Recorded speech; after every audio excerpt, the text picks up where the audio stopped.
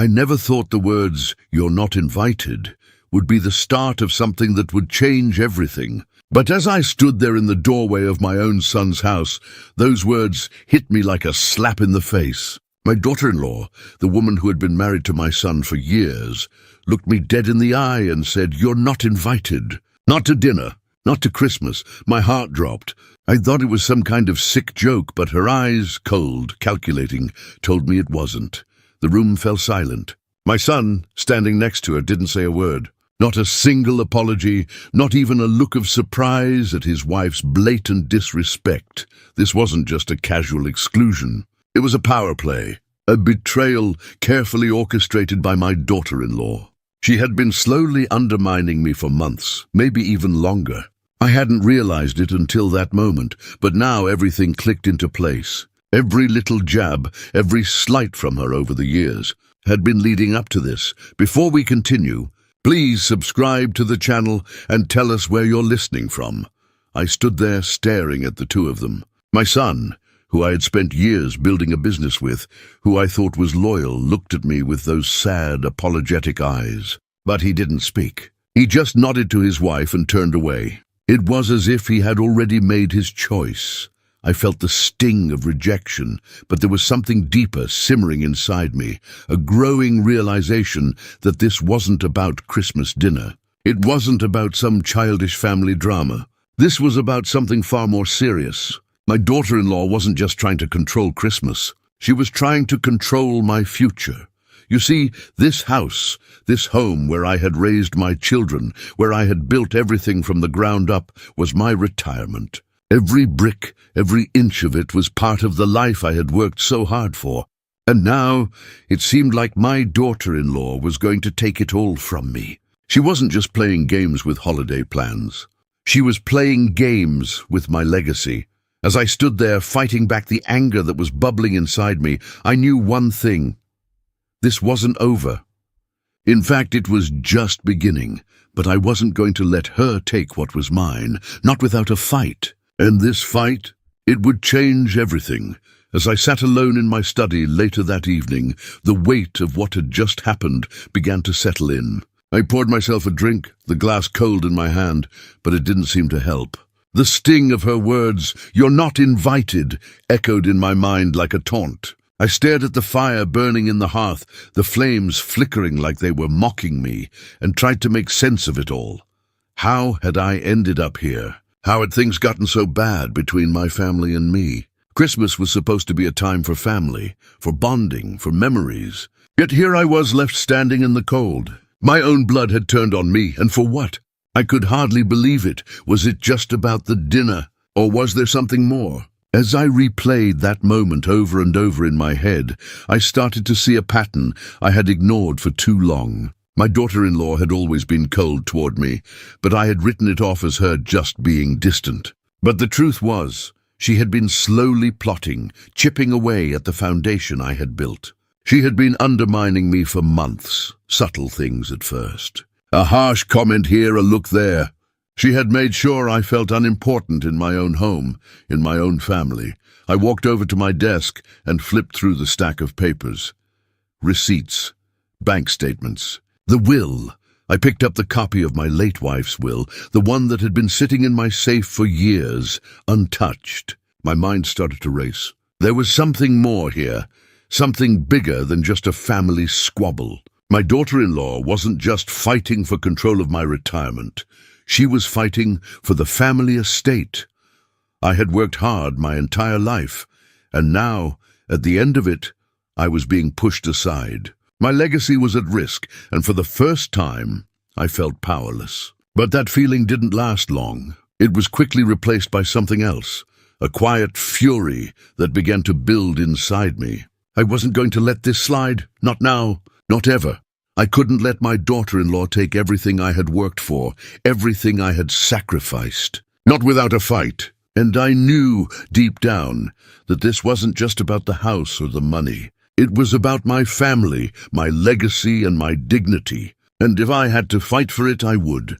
The next few days felt like a blur. I couldn't get the image of my daughter-in-law's smug face out of my mind.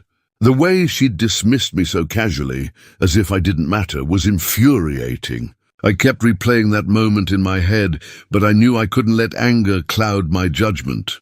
I needed to think clearly. I needed to plan. I reached out to an old friend, a lawyer who had helped me with various business matters over the years. I hadn't seen him in a while, but when I explained what had happened, he agreed to meet with me right away. He was the kind of guy who didn't mince words, and I appreciated that. I needed someone who could help me navigate this situation with clear, level-headed advice. We met at his office a few days later. The place smelled like old leather and coffee. His desk was covered with legal books, papers, and documents, but when I sat down across from him, he didn't waste any time. "So, what's going on?" he asked, leaning back in his chair and folding his arms. "I need your help," I said. "It's about my daughter-in-law. She's trying to take control of my estate, and I don't know how to stop her." He raised an eyebrow but didn't say anything right away. I laid out everything, the way she'd been undermining me, her attempts to push me out of the family business, and most recently, the incident at Christmas dinner. I told him about the will, about the house, and how I feared she was plotting to seize everything. After a long pause, he nodded. "Sounds like you're dealing with someone who's pretty crafty. But don't worry, we can handle this." He slid open a drawer and pulled out a few documents, including a copy of my late wife's will. "I'll start by looking into the family business records and see what we can use to your advantage. We'll need to dig into the financials, see what we can find. Any contracts, receipts, anything she might have done to make a claim on the estate. We can't let her walk away with everything," I agreed, and we started working together. It was time to fight back, and I was ready to take the first step. But I knew that this wasn't going to be easy. It wasn't just about the money or the house. It was about setting the record straight and protecting my legacy.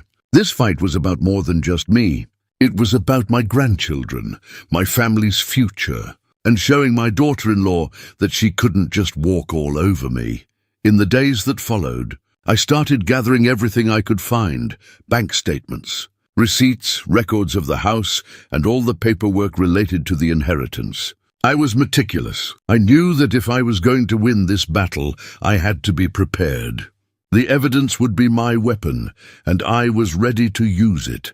I hired a private investigator to gather more information about my daughter-in-law's activities. I wanted everything, every email, every phone call, every little slip-up that might give me the leverage I needed. The PI promised to keep things quiet and work fast.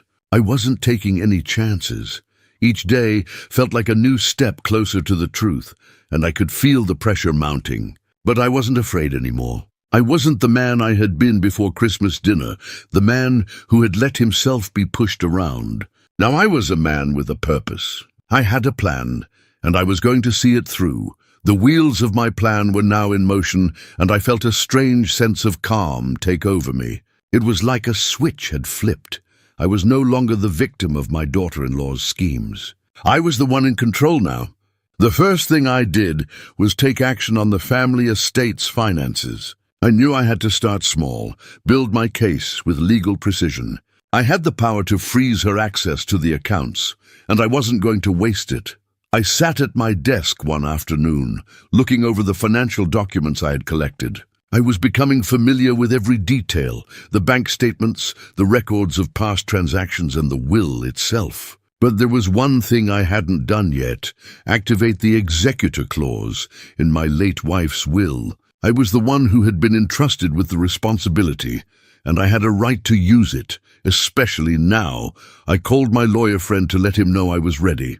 "I'm going to freeze the accounts," I said, my voice steady. "It's time to put a stop to her games. You sure you're ready?" he asked, his voice cautious. "Once we do this, there's no turning back." I didn't hesitate. "I'm ready." That afternoon, my lawyer filed the necessary paperwork to put a temporary freeze on all access to the estate's accounts. My daughter-in-law wouldn't be able to move a single dollar without my permission. I knew she'd try to fight it, but this was only the first step. The real work was just beginning. The next day, I met with the private investigator. He had been gathering information on my daughter-in-law's dealings, and he had some interesting findings. Apparently, she'd been using the family credit cards to make significant purchases, things she didn't need, things that didn't belong to her. I couldn't believe it. She had been siphoning money from the estate, padding her own pockets while pretending to be the dutiful daughter-in-law. I felt a surge of satisfaction when I saw the receipts. It wasn't just about the money. It was about showing the world who she truly was. I needed more, though. This wasn't going to be enough. I wanted to make sure that when the time came, I could prove she was trying to take everything from me, and I would. As the days passed, I kept a close eye on everything. I visited the house often, checking for anything that might give me more leverage. I took inventory of my personal belongings and made sure nothing had been moved or tampered with. I knew that my daughter-in-law wasn't going to give up without a fight, but she was playing in my game now. Then, one afternoon, I got a phone call from my PI. The voice on the other end was calm, but I could tell he had something important to say. "I've got something," he said. "I've been digging deeper, and I found something that's going to help you."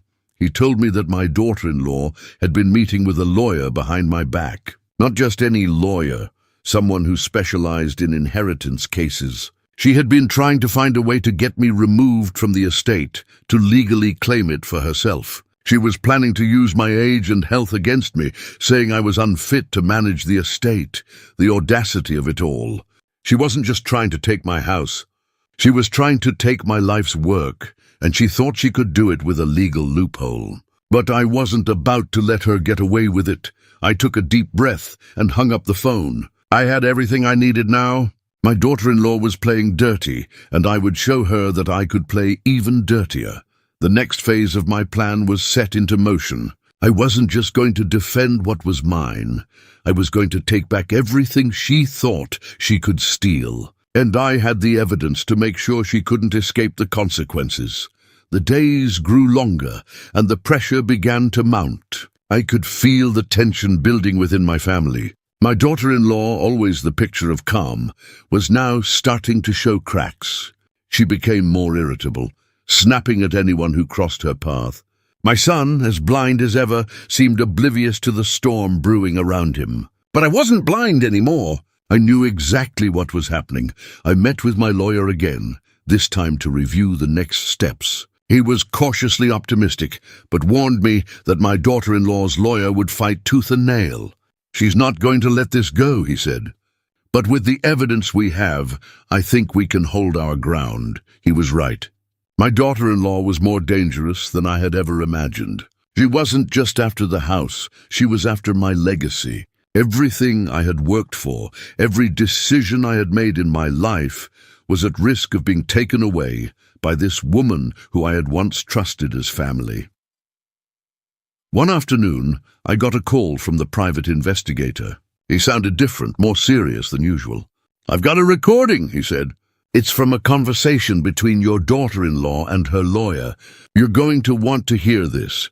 I could feel my heart race as I listened to the audio. It was clear as day. My daughter-in-law and her lawyer were discussing how they could manipulate my age and health to have me declared unfit to manage the estate. The words they used were cold, clinical. They spoke of me like I was a burden to the family, an old man who no longer had control over his own life. They were planning to strip me of everything, to make sure I had no say in what happened to my property or wealth. I clenched my fist as I listened.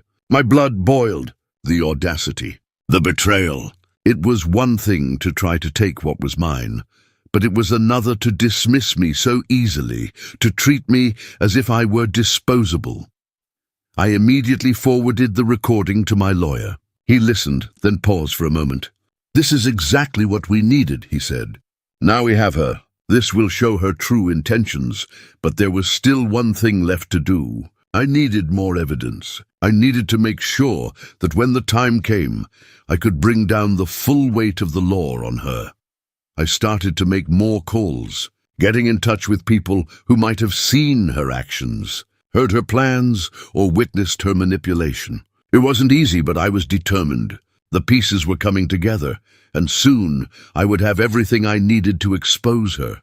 The tension within the family grew palpable. My daughter-in-law seemed more anxious, more desperate.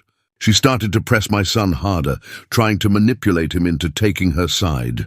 I could see the strain in his face, but he still refused to confront the truth. I could see the loyalty he had for his wife, even though it was misplaced. It would be up to me to open his eyes.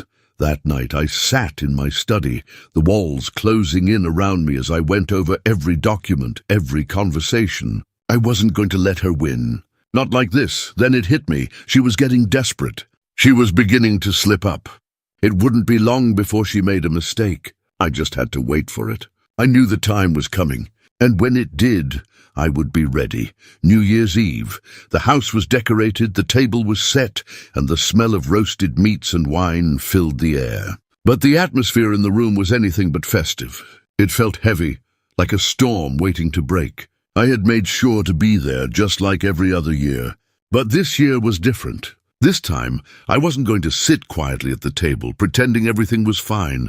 I had everything I needed. The evidence, the recordings, the receipts. Everything had been meticulously gathered, just as I had planned. I was done being the victim. It was time to take control. As the evening progressed, I could see my daughter-in-law becoming more and more uncomfortable. She had tried to keep up her usual facade, her warm smile, her polite gestures, but I could see through it all. Her eyes darted around the room, calculating, waiting for something. She had no idea what was coming. Dinner was served, but the usual chatter around the table was absent. I could feel the tension, thick and suffocating. My son, ever the peacemaker, tried to steer the conversation, but his efforts were futile. The words I had been holding back for weeks were bubbling up, threatening to spill over, and then I saw my chance. My daughter-in-law made a snide remark about the old ways of managing the family estate, as if the entire legacy I had built was a thing of the past. She called me out directly in front of the family. You can't keep running things forever, you know. It's time for someone else to take charge. The words hit me like a slap, and I could feel the rage boiling beneath the surface. But I kept calm. I'd waited for this moment, and I was ready. I stood up slowly, the room falling silent as every eye turned toward me. I could hear the soft clink of silverware on plates, the crackling of the fire in the background. Everything felt heightened, amplified. My daughter-in-law's smug expression faltered as I reached into my jacket pocket and pulled out the envelope I had been carrying. I didn't speak right away. I let the silence stretch out, letting them all wonder what was coming. The tension was palpable, the room hanging on every second. Finally I spoke. You've been planning this for months, haven't you? My voice was steady, but underneath there was an undeniable authority that made even my son shift in his seat. I've seen the receipts. I've heard the recordings. I know about your little meetings with the lawyer, plotting to have me declared unfit to manage the estate. The gasp from my daughter-in-law was almost imperceptible, but it was enough. Her face drained of color as I slid the evidence across the table for everyone to see. The receipts for the extravagant purchases, the recording of her call with her lawyer, where she had made it clear she was planning to take everything from me. The room went dead silent. My son looked at me in disbelief, his mouth opening and closing as if searching for words. But there were no words. Not for this. Here's the thing, I continued, my voice calm, yet filled with an undeniable weight. This house is mine.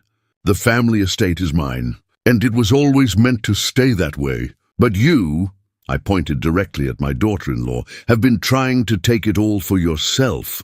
She opened her mouth to speak, to defend herself, but nothing came out. She knew she had been caught. The shock on everyone's face was a sight to behold. I could feel a deep satisfaction, a sense of justice welling up inside me. This wasn't just about the money. This was about standing up for what was mine, for my legacy, and for the family that had been torn apart by her greed.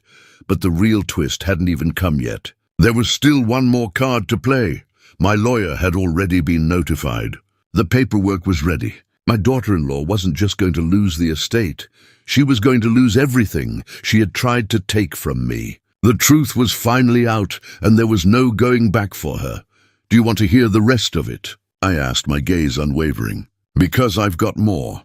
and as she stared back at me, her face pale, I knew it was over. The game was up. The silence that followed my words was deafening. I could feel my daughter-in-law's gaze burning into me, but I didn't flinch. I had all the evidence I needed. It was over. The room seemed to hold its breath, every pair of eyes focused on my daughter-in-law, who was now visibly shaking. I could hear the faintest tremor in her voice as she tried to speak, but the words wouldn't come out. Her carefully crafted persona of the sweet, dutiful wife and daughter-in-law had completely shattered. My son, still in shock, finally found his voice. "Dad, what is this? What's going on?" His voice was laced with confusion, betrayal, and something else. Fear. Fear of losing everything. I could see the wheels turning in his mind, but there was no going back now. He had to face the truth. "She's been lying to you, all of you," I said, turning toward my son. "She's been planning this for months. This house, this estate. She wants it all, and she's willing to do whatever it takes to get it." My daughter-in-law opened her mouth to protest, but the words caught in her throat. She was cornered, and she knew it. The shock on her face was palpable, but there was something else there too, anger. She wasn't ready to give up yet. "She's right, you know," I continued, my voice steady but firm. "You've been playing me for a fool, trying to take control of everything, undermining me at every turn. And for what? So you could get your hands on my fortune. My legacy?" I could feel the anger bubbling up inside me again, but I kept it in check. I had already won. The truth was out. The battle had been fought, and now it was time for the consequences.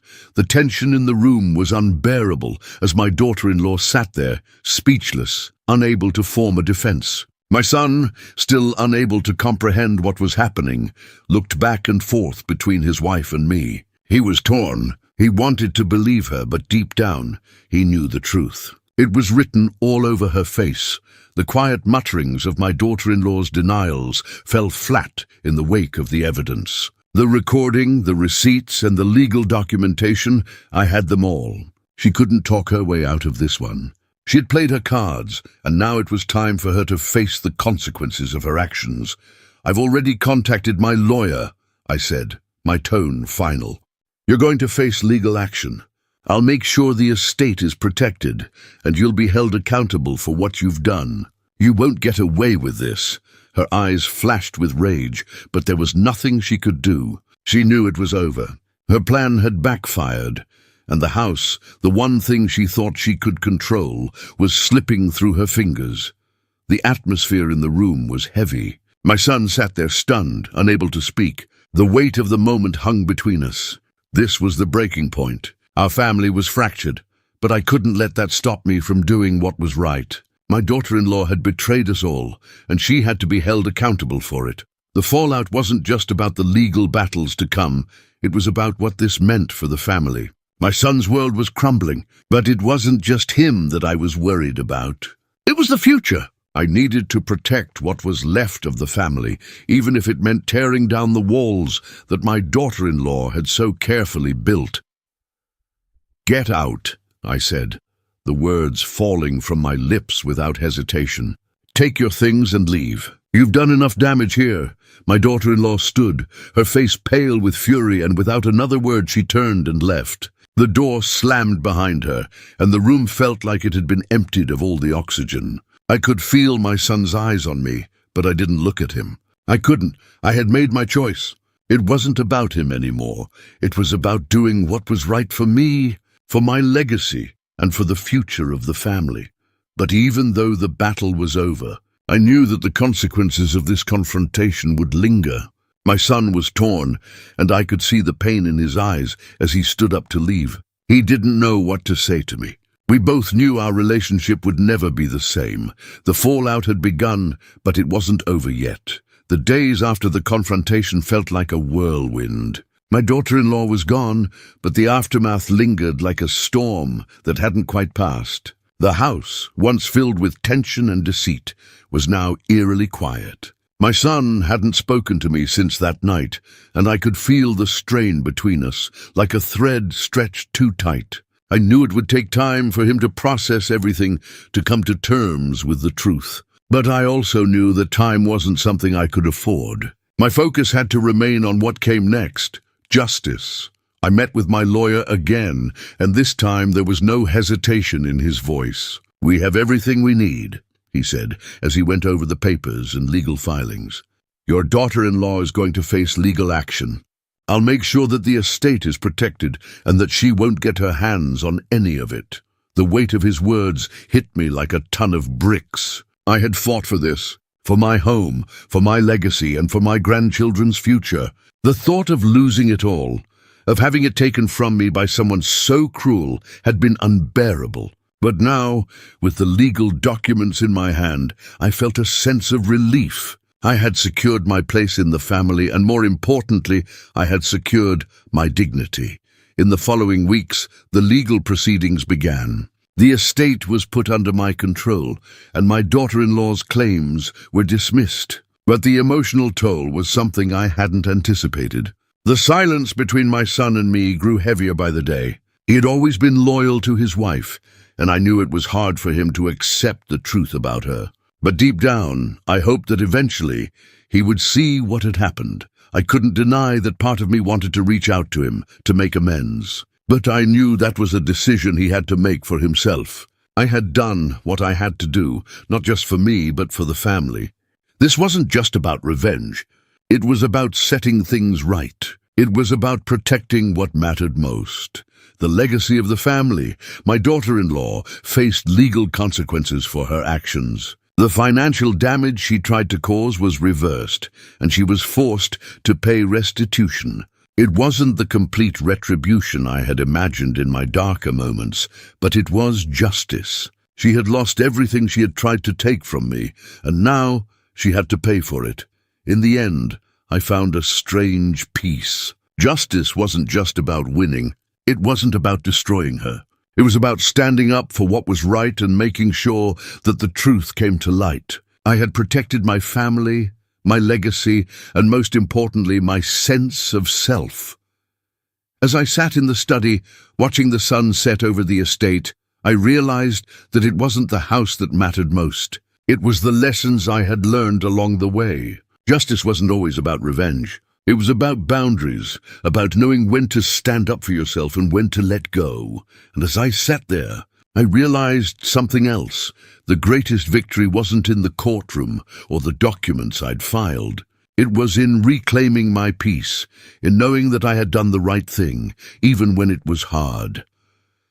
As the weeks passed, the dust began to settle, but the scars of the betrayal still lingered. The house felt different now. Quieter, yes, but also calmer.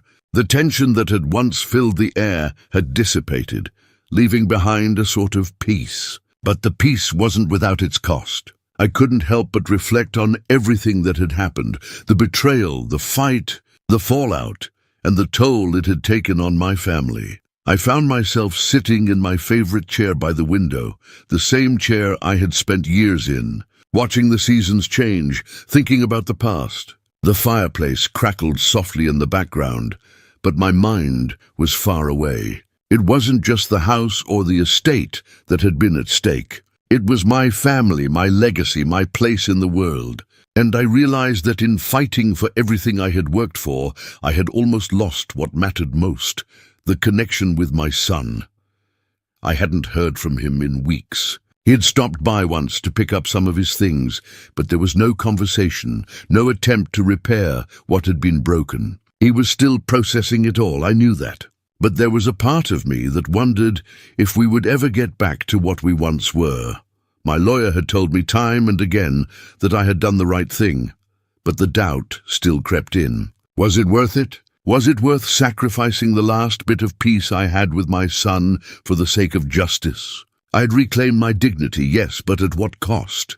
The holidays had come and gone.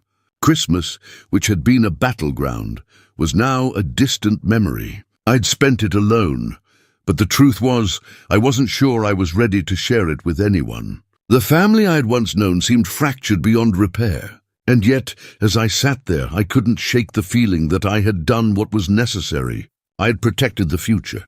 I had safeguarded the things that mattered most to me.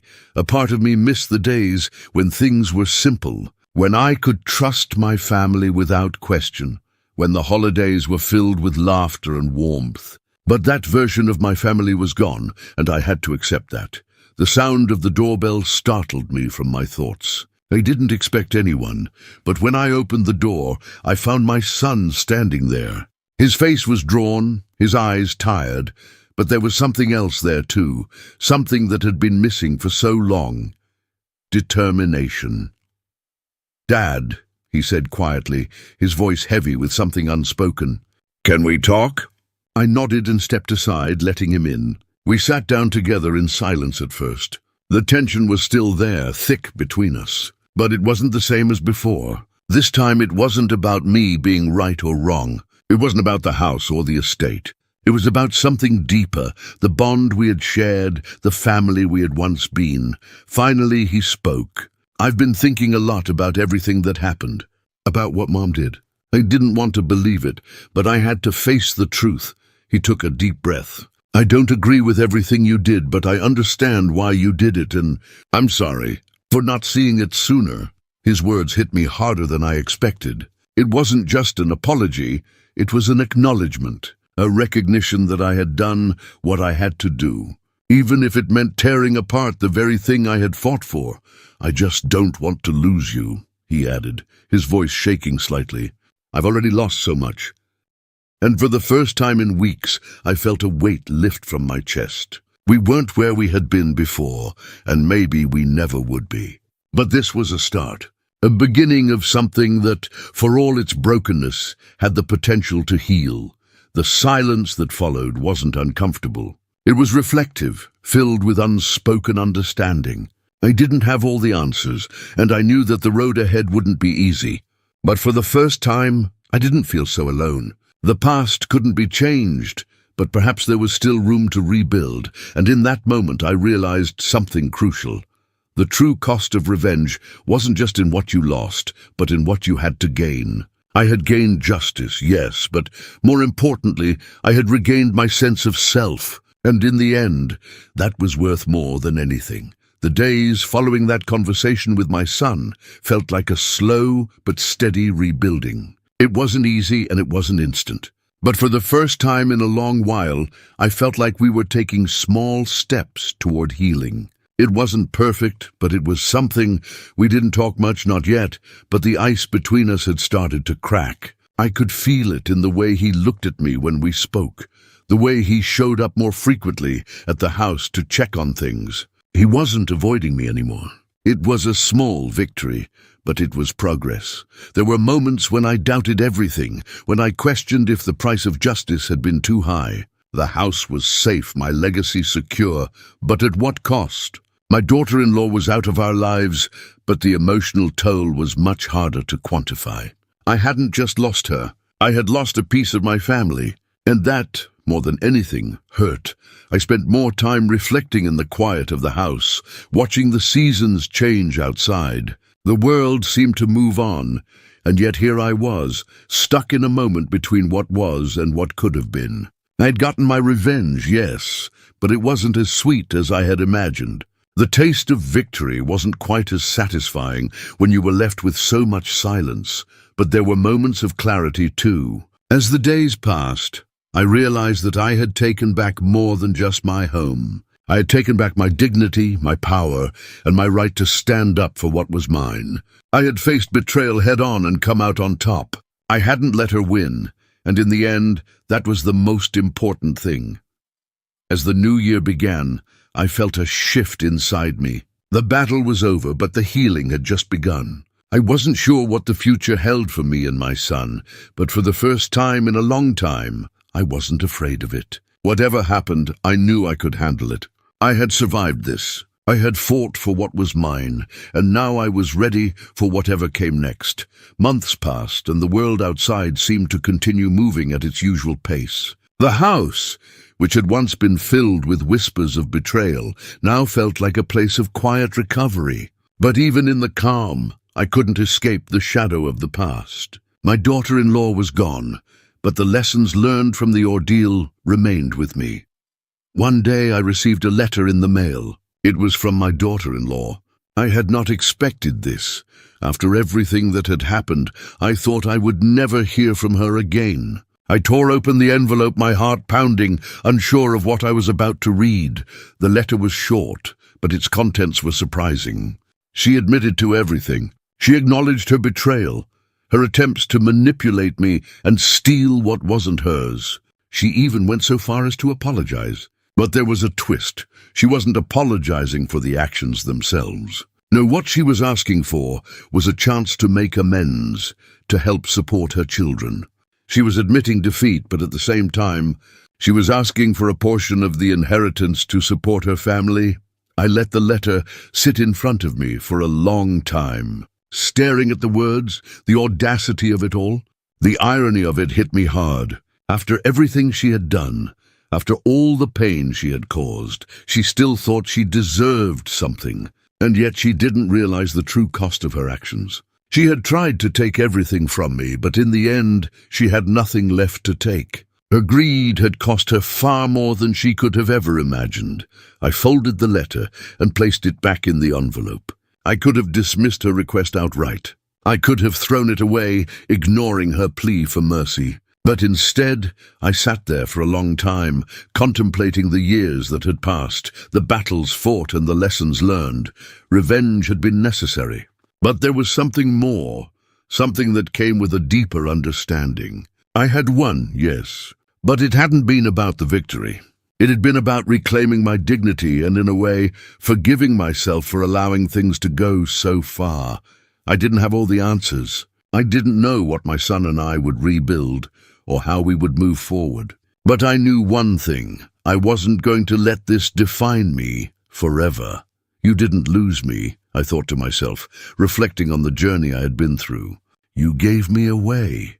And with that I sealed the envelope, not as an act of forgiveness, but as an acknowledgement of what had been and what could still be. The story wasn't over, but it had come full circle. I put the letter on the mantelpiece and took a deep breath. It was done. The final chapter had been written, and for the first time in a long time, I felt at peace. Months passed, and the world outside seemed to continue moving at its usual pace. The house, which had once been filled with whispers of betrayal, now felt like a place of quiet recovery. But even in the calm, I couldn't escape the shadow of the past. My daughter-in-law was gone, but the lessons learned from the ordeal remained with me. One day I received a letter in the mail. It was from my daughter-in-law. I had not expected this. After everything that had happened, I thought I would never hear from her again. I tore open the envelope, my heart pounding, unsure of what I was about to read. The letter was short, but its contents were surprising. She admitted to everything. She acknowledged her betrayal, her attempts to manipulate me and steal what wasn't hers. She even went so far as to apologize. But there was a twist. She wasn't apologizing for the actions themselves. No, what she was asking for was a chance to make amends, to help support her children. She was admitting defeat, but at the same time, she was asking for a portion of the inheritance to support her family. I let the letter sit in front of me for a long time, staring at the words, the audacity of it all. The irony of it hit me hard. After everything she had done, after all the pain she had caused, she still thought she deserved something, and yet she didn't realize the true cost of her actions. She had tried to take everything from me, but in the end, she had nothing left to take. Her greed had cost her far more than she could have ever imagined. I folded the letter and placed it back in the envelope. I could have dismissed her request outright. I could have thrown it away, ignoring her plea for mercy. But instead, I sat there for a long time, contemplating the years that had passed, the battles fought and the lessons learned. Revenge had been necessary.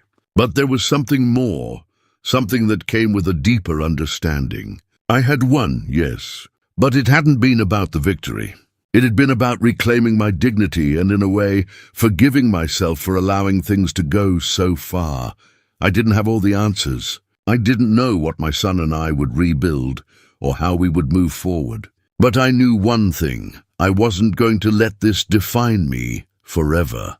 You didn't lose me, I thought to myself, reflecting on the journey I had been through. You gave me away. And with that I sealed the envelope, not as an act of forgiveness, but as an acknowledgement of what had been and what could still be. The story wasn't over, but it had come full circle. I put the letter on the mantelpiece and took a deep breath. It was done. The final chapter had been written, and for the first time in a long time, I felt at peace.